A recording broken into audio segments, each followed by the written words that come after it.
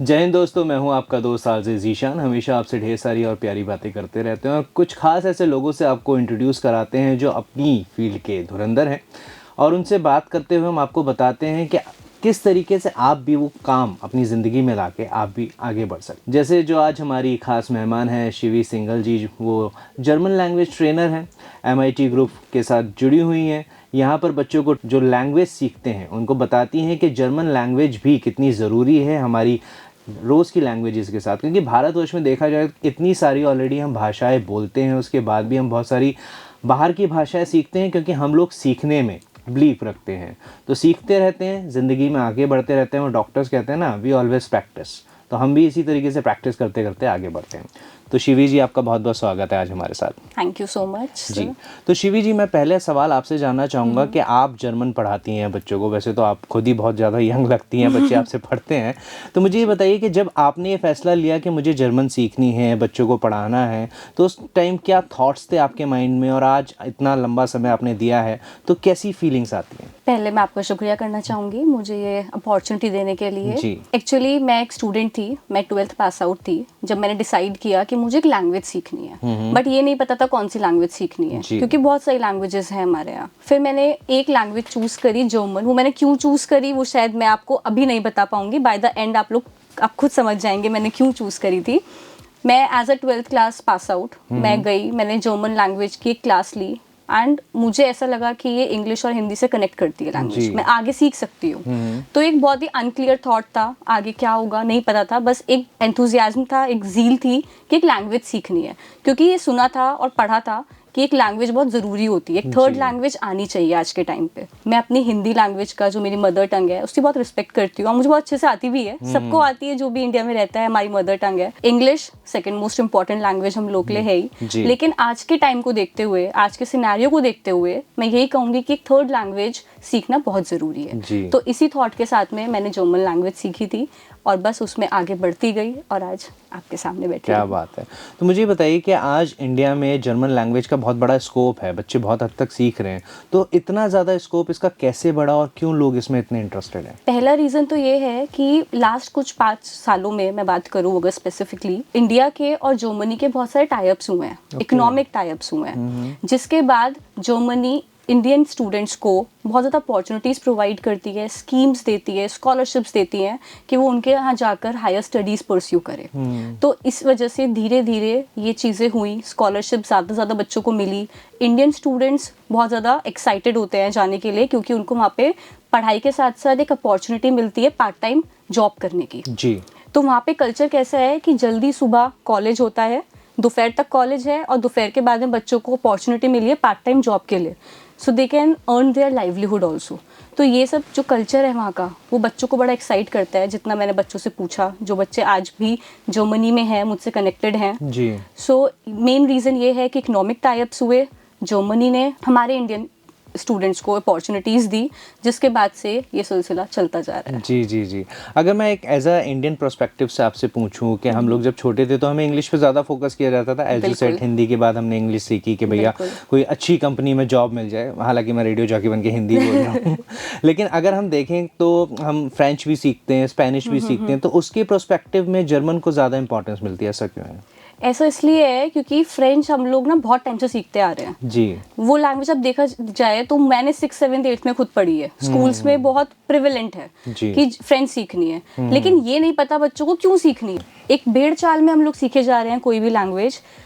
अगर ज़रूरत है हमें उस लैंग्वेज की, हमें तभी सीखनी चाहिए। जी। तो फ्रेंच, मुझे ऐसा लगता है कि हम लोग बचपन से हमें एक फॉरेन लैंग्वेज बताई गई कि फ्रेंच फॉरेन लैंग्वेज हमें सीखनी है, लेकिन उसके साथ साथ हमें और भी करियर ऑप्शंस एक्सप्लोर करने चाहिए थे। और जर्मन लैंग्वेज दोनों लैंग्वेजेस से रिलेटेड है, जो हमारी दो इंपॉर्टेंट लैंग्वेज मैंने बताया, हिंदी और इंग्लिश, तो ट्विन सिस्टर है इंग्लिश लैंग्वेज की, तो बच्चे इजीली कनेक्ट कर पाते हैं लैंग्वेज के साथ। और हिंदी स्पेसिफिक लैंग्वेज है, हमारी रूट से जुड़ी हुई है, तो इसलिए जर्मन लैंग्वेज बोलने में, सीखने में, समझने में बच्चों को उतनी प्रॉब्लम नहीं आती जितनी कोई और लैंग्वेज सीखने में आएगी।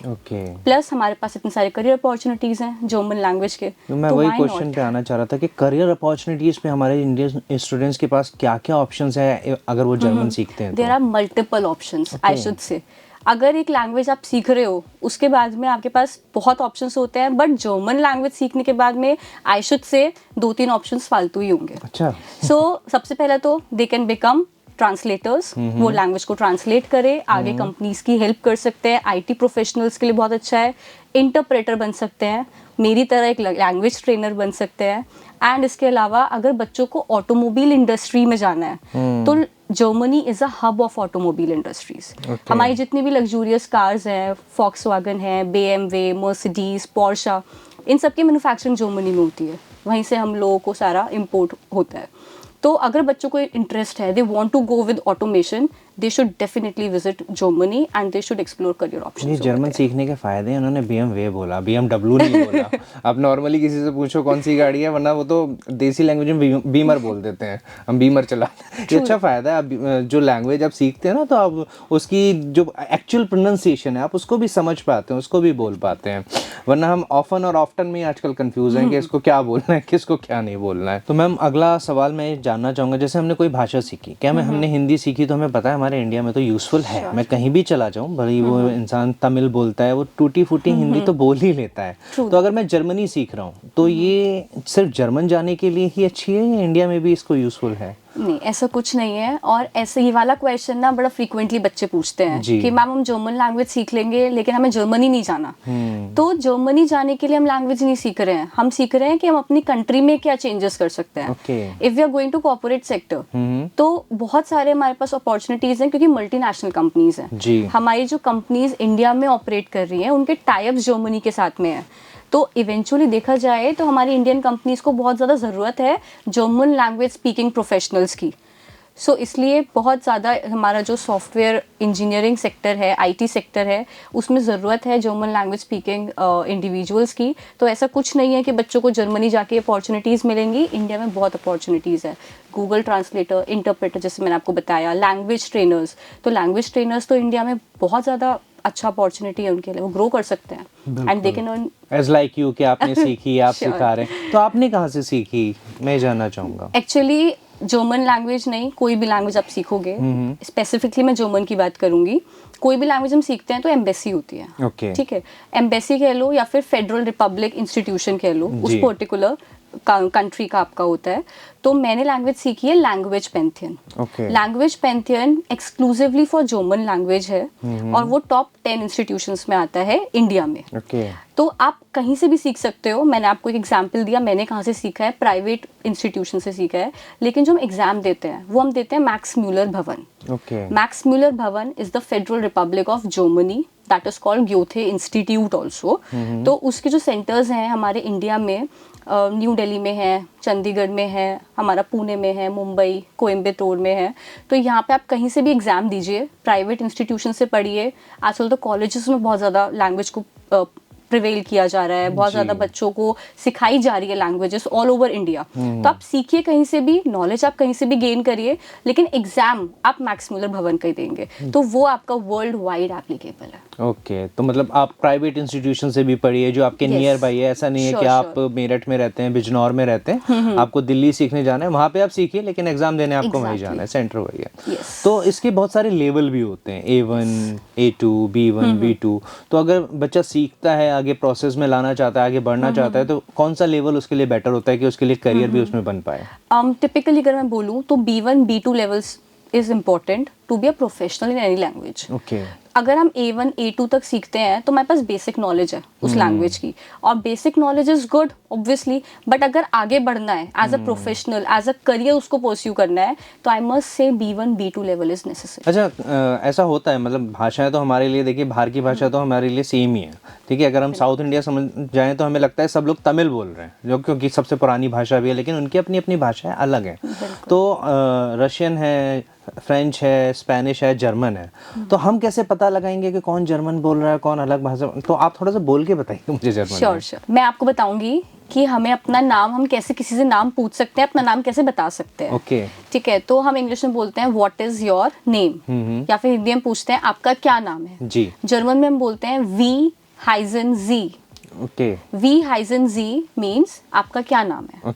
अब हम आंसर करते हैं इंग्लिश में. My name is, for example if I introduce my self, my name is Shivi Singhal. मेरा नाम शिवी सिंघल है. उसी को हम जोमन में बोलेंगे इश हाइजा शिवी. इश हाइजा शिवी. इश हाइजा जीशान, राइट? या करेक्ट. मैं सीख गया. सो ऐसे हम बोलते हैं. अच्छा क्या होता है कि बड़ी अच्छी बात है कि जो हमारे नेम्स हैं, इंडियन नेम्स हैं, उनकी प्रोनाउंसिएशन हम चेंज नहीं करते, वो एज इट इज रहते हैं. Okay. लेकिन जब हम उन्हें स्पेल आउट करेंगे, if somebody is asking me कि मेरा क्या नाम है, वी हाइजन जी, सो आई विल आंसर इश हाइजर शिवी. मैं शिवी बोलूंगी. बट अगर वो मुझसे पूछेंगे कि please spell out your name, आपके नाम की स्पेलिंग क्या है, तो मैं उसको स्पेल आउट करूंगी जर्मन लैंग्वेज में. वो बनेगा एस हा ई फाओ ई. ओके. जैसे इंग्लिश में हम स्पेल आउट करेंगे SHIVI, हाँ. वैसे जर्मन में एस हा ई फाओ ई शिवी. और उनके कुछ लेटर्स भी, मतलब जैसे हमारे अल्फाबेट सिंपल हैं, जैसे मैंने एक मूवी देखी थी उसमें रशियन में एच शायद एन लिखते हैं, एन की शेप में आ जाता है, एन को एच लिखते हैं शायद. तो ऐसे भी हमारे कुछ वर्ड्स होते हैं जो बदल जाते हैं. एग्जैक्टली ऐसा होता है क्योंकि डिफरेंट लैंग्वेज है, कुछ तो चेंजेस होंगे उसमें. तो हमारे इंग्लिश में 26 अल्फाबेट्स होते हैं, जर्मन में 30 अल्फाबेट्स होते हैं, एंड द बाइफर्केशन इज 26 + 4.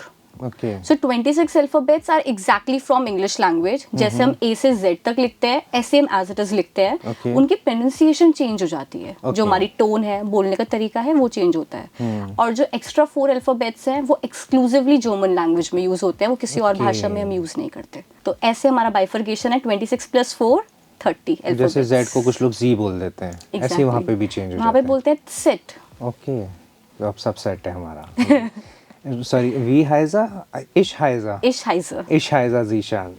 तो लास्ट में एक मैसेज मैं आपसे लेना चाहता हूँ कि जो बच्चे चाहे वो जर्मन सीखना चाहते हैं, अदर लैंग्वेजेस सीखना चाहते हैं, उनसे आप क्या कहना चाहेंगे, किन बातों का खास तौर पे ध्यान रखें? आप कोई भी लैंग्वेज सीखें, सबसे पहले आप अपना मन बनाइए कि मुझे ये लैंग्वेज सीखनी है. हम बीच में नहीं छोड़ेंगे, क्योंकि बच्चे करते हैं थोड़ा सा सीखा, हम कुछ भी चीज सीखते हैं उसमें ऑब्स्टेकल्स आते हैं, हर्डल्स आते हैं, और उससे गिव अप कर देना इज नॉट अ सॉल्यूशन.